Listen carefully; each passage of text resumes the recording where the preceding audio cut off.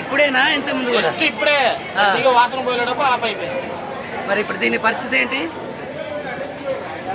ఇట్లా ఎన్ని బస్సులు ఉన్నాయి పెండింగ్? ఇట్లా సెల్ఫ్ ఆగిపోయింది ఇప్పుడు. ఇట్లా ఎన్ని ఉన్నాయి? 10 ఉన్నాయా?